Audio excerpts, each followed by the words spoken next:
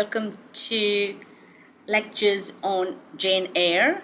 In today's session, I'll be discussing the idea of the Gothic in relation to the novel.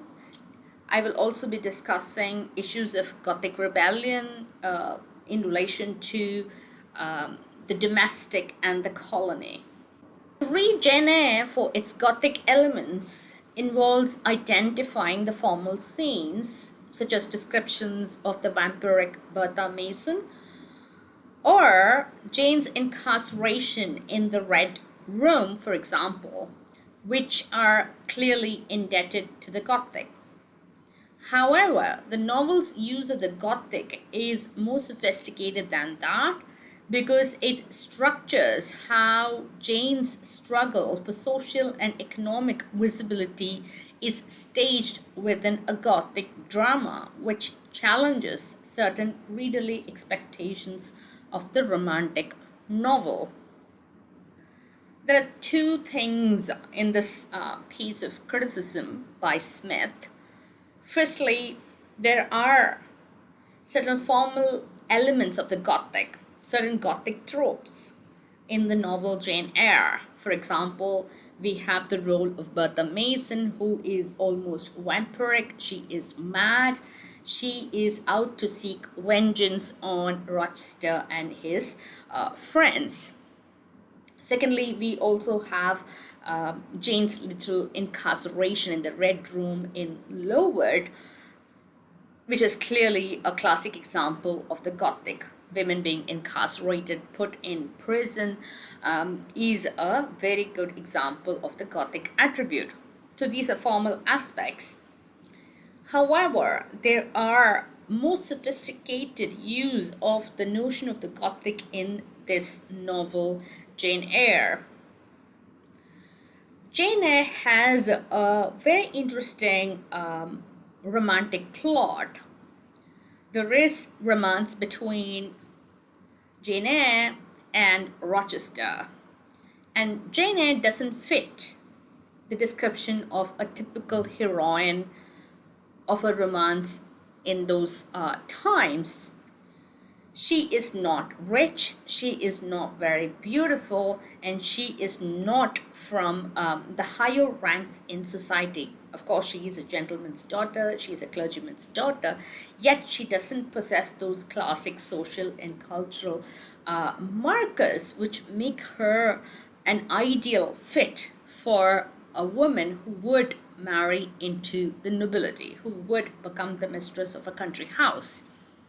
Therefore, the very absence of expected signifiers in relation to the central female protagonist makes it a very interesting novel.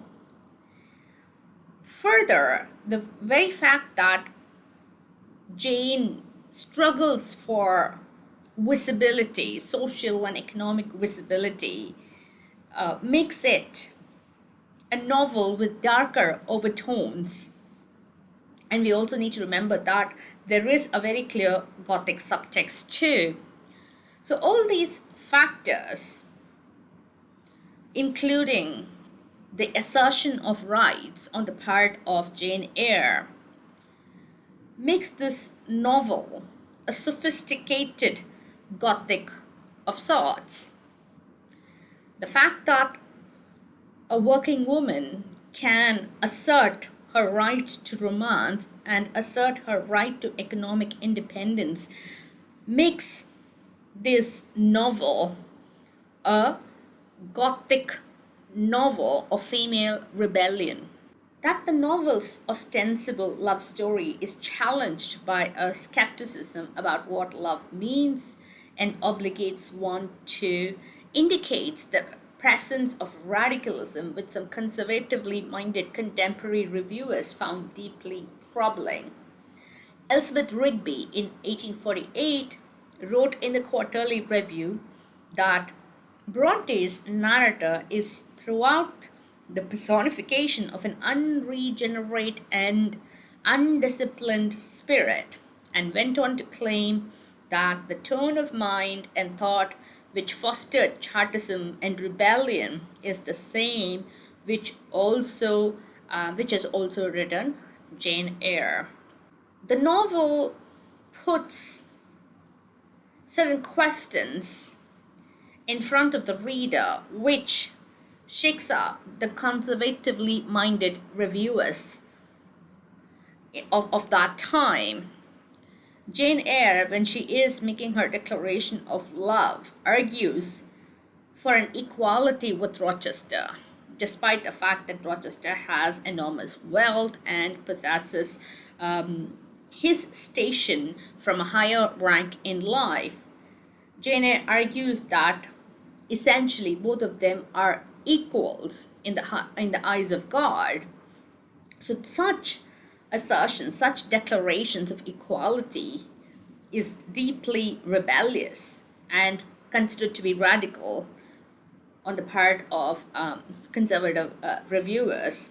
In fact, the Quarterly Review argues that the narrator of Jane Eyre is unregenerate and undisciplined. In fact, the same spirit that goes into the making of the narrator of Jane Eyre is the one that also forms the minds of Chartists. Chartists were those who protested for rights. So the same spirit of rebellion that runs in the society also runs in the figure of the narrator of Jane Eyre. According to the novelist Margaret Oliphant, writing in 1855, Jane Eyre effected the most alarming revolution of modern times in changing the direction of the novel of romantic love. This revolutionary aspect of the novel is closely related to how Bronte uses the Gothic. It also, however, relates to how the novel compromises what was understood as literary realism at that time. At the time, in Wuthering Heights, its ostensible construction of a realistic world is challenged by a Gothic narrative which exposes what the claims for realism tend to conceal, in this instance, an unaccommodated language of rebellion. Margaret Oliphant, novelist of that time, saw this novel Jane Eyre as revolutionary, as radical. The reason being, Jane Eyre apparently changed the way in which romantic love was structured in narratives. For the first time, we see a heroine who is disregarding the markers of class and wealth and rank when she is declaring her love for the man. So these declarations, these utterances on the part of Jane Eyre is something that is extremely unconventional. For the first time, we have a kind of an interclass marriage happening in terms of Jane Eyre and Rochester. Of course, the novel ultimately makes Jane come into a lot of money, and therefore Jane becomes very propertied and wealthy on her own right towards the end of the novel. But at the middle of this narrative, at the middle of the novel, Jane Eyre, when Jane is expressing her love for Rochester, she apparently thinks that he is not going to reciprocate her feelings, and at that point she is just expressing her feelings, her emotions, which she believes to be entirely reasonable and just. So that is a radical moment when she thinks that these elements, these markers, these signifiers of class and wealth and station are not going to have any impact on her declaration of love. So that was extremely revolutionary in terms of narrative structuring of romance. Further, the language of this novel is rebellious, and the critic here argues that The Gothic framework made it easy for Charlotte Bronte to um, embed this novel, to suffuse this novel with such a language. He refers to it as the unaccommodated language of rebellion, the language that overspills its boundaries, is what is being used by Charlotte Bronte, and it becomes easy for her to do it with regard to Jane Eyre because of its Gothic subtext, because of its Gothic framework. Something very similar also happens in Emily Bronte's Wuthering Heights. Wuthering Heights apparently possesses a very realistic world, a rough world, especially in relation to the Unshaws, who are contrasted with the Lintons, who stand for sophistication and apparently for culture. Even within that world of realism, Emily Bronte undercuts it with an unbounded language of rebellion. So, something similar is happening with relation to these two novels, Jane Eyre and Wuthering Heights. In Jane Eyre, there is a different kind of Gothic, especially in relation to the incarcerated Bertha Mason. However, it's not the world of Jane Eyre is not very dissimilar to the world of Wuthering Heights, where Kathy, the central female character, Kathy Earnshaw, who becomes Kathy Catherine Linton, that character has a very strong relation to the Gothic in the way she relates to the outsider figure, Heathcliff. So, realism is undercut by the world of Gothic and the language of Gothic. Bertha appears to represent a world of rebellion and sexual freedom, which has been circumscribed by her incarceration within Rochester's house. This theme of incarceration therefore refers back to Jane's incarceration in the Red Room. Also, Bertha is described as racially other. Bertha Mason stands for a very apparent Gothic trope, as we have discussed. It's a Gothic trope of madness, and a madness is a classic emblem of Gothicism. However, in terms of the feminist framework, in terms of how feminists read Gothic, such an exhibition of unreason on the part of women is also considered as a kind of rebellion against the patriarchal world. Furthermore, Bertha Mason is also associated with sexual freedom, just as Rochester is. So, this kind of sexual freedom is also seen as a feminist marker, a marker of rebellion. She is also incarcerated, just as Jane Eyre has been too. So, incarceration is a part of growing up for a female in those times.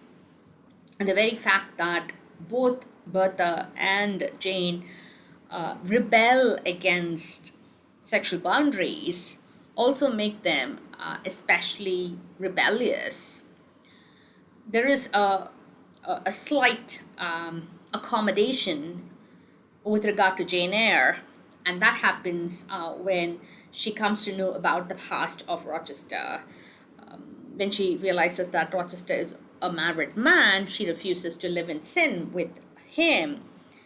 So that accommodation is something that is invested in Jane Eyre to make her a figure who is homely and pure, one who is going to be the angel within the domestic setup.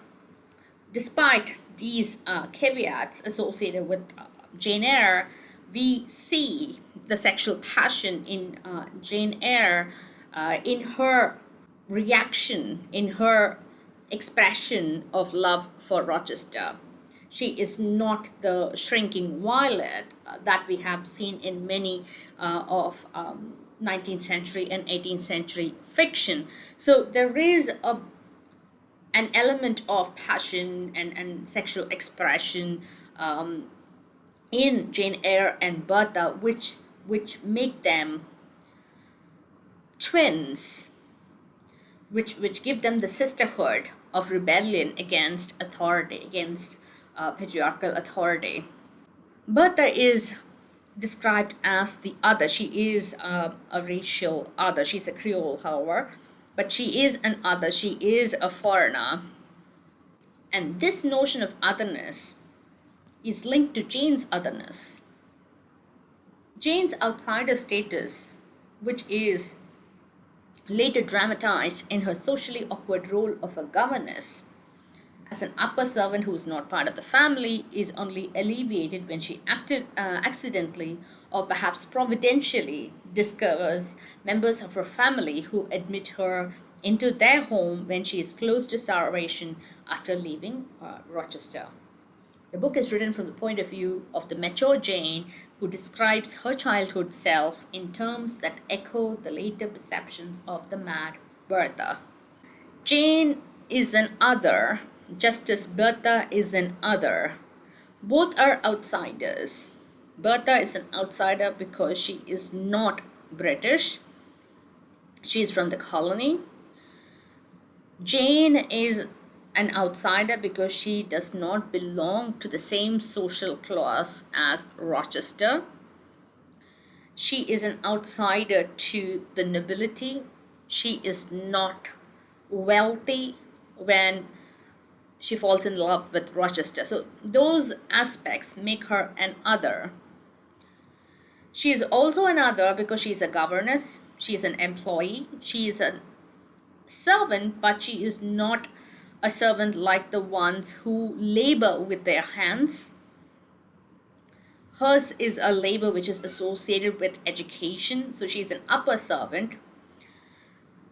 She is not entirely someone who doesn't have class, and yet she is within the margins. She is within the borders of respectability because of her indeterminate status. So it becomes very difficult to accommodate Jane until she finds members of her family who take her in, give her a job, give her support and sustenance, and ultimately she comes into property through their connection. And at that point, she is properly gentrified, which makes her easy to marry Rochester eventually. So one can see the indeterminate status of Jane emerging from the fact that she is a gentleman's daughter, but at the same time she is an upper servant. She is genteel, but she is also a governess. So all these elements make her an outsider figure who has symbolic associations with the mad Bertha. Ever since Gayatri Spivak famously accused Jane Eyre of advancing feminist individualism via the axiomatics of imperialism, it has been difficult to read Bronte's story of female maturation and self-determination without suspicion. Spivak has accused Jane Eyre, the novel, of advancing the feminist movement by sacrificing the sovereignty of nations.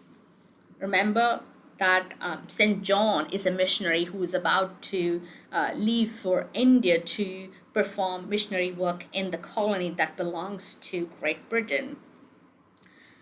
Such an accusation of imperialist tendencies on the part of Jane Eyre makes this novel slightly suspicious, to put it mildly.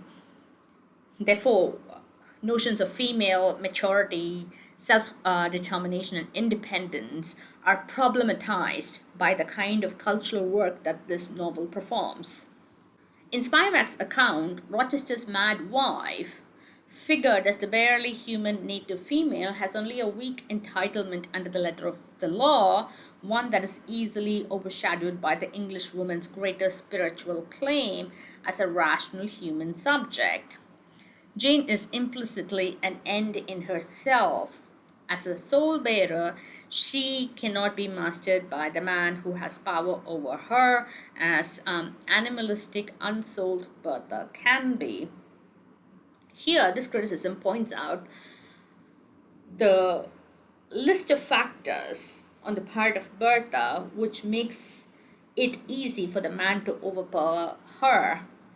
She is not a rational human subject, she being Bertha. She is not rational because she is mad, she's unsouled, she's animalistic because of her unreason. Therefore, it becomes easy for Rochester to overpower her and incarcerate her, and she has no power. However, that's not the case with Jane Eyre. She's an English woman. She's not a native. She is not a foreigner. She is an English woman. She is sane. She is rational. She is a rational human subject. Therefore, she is a soul bearer. She possesses the healthy soul.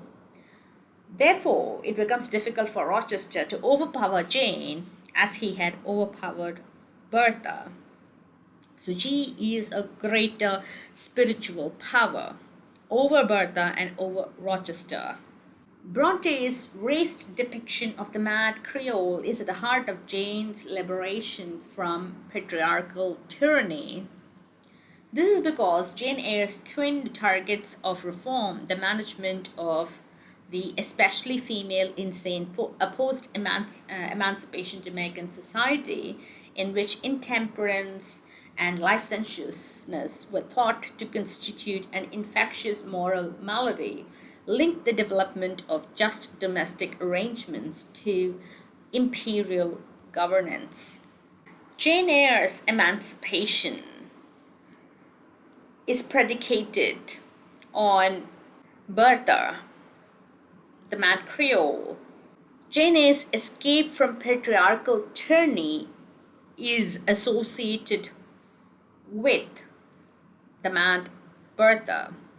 At the revelation, Jane is given the chance to escape from the clutches of Rochester and to recuperate within a family which will treat her as an equal, instill in her the strength to further fight, further assert herself within the greater society as a propertied woman. Jane Eyre has two important targets of reformation. One is the management of the mad woman. The mad woman here symbolized by the Creole, Bertha Mason. And the other is managing a society in which there is greater licentiousness, a licentiousness that is infectious. And the subject is that the Bertha Mason has infected Rochester. So the management of insanity and the management of moral malady is invested on Jane Eyre, who returns to the company of Rochester in the absence of the mad woman to recover him morally over to the right side, the good side, to home ground. So there is a very strong link between domestic management and imperial governance. The domestic management is symbolically the management of the household of Rochester, and imperial governance is about managing the insane, the morally problematic figures in the colony. So this is a very, very complex novel because of the various cultural functions that the novel performs in relation to the Gothic, in relation to imperialism. All the evidence suggests that it is impossible to talk about female independence and marriage equality in the novel without suppressing the histories of slavery, colonialism, and empire that lie behind them. This is the big subtext of Jane Eyre. There is imperialism, there is colonialism, and slavery as discourses that crisscross the novel. And over that set of subtexts, Jane Eyre has embarked on this narrative of romance in this novel. So the empire's colony seems to attack people on the home space, and the home space is embodied by Jane Eyre, and the colonial vengeance seemed to be embedded in Bertha Mason. In Spivak's account of the novel, missionary work creates an ideological bridge between the Gothic madwoman in the attic narrative and the vocational alternative to the marriage plot represented by the St. John River's story. The glorious deeds of the colonizer will transform ignorant animals into rational human subjects. There is this missionary plot. In Jane Eyre, the missionary plot is centered on St. John Rivers, who is going to embark on a journey to India to perform missionary service for the benefit of the population in the colony. And we're told about the nature of the colonized population through the figure of Bertha Mason. The colonized person would be non-rational, animalistic, and almost vampiric. That is the message that is coded within the novel through the figure of Bertha Mason. Now one can see the connection between the missionary plot and the Gothic plot. The Gothic is a powerful mode because it refracts a lot of concerns in a novel.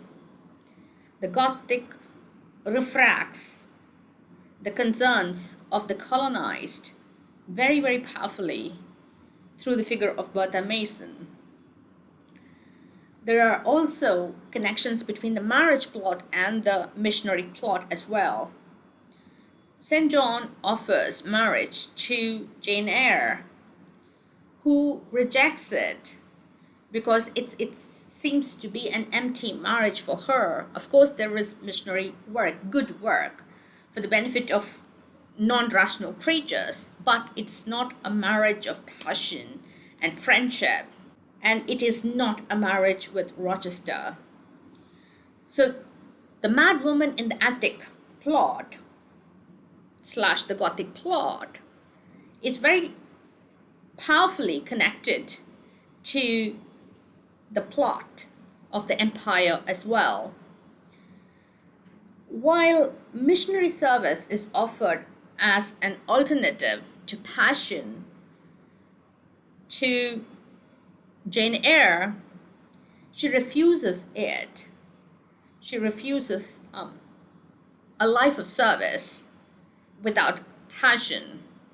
So the missionary plot fails with regard to Jane Eyre, and the marriage plot is eliminated of its dissident characteristics.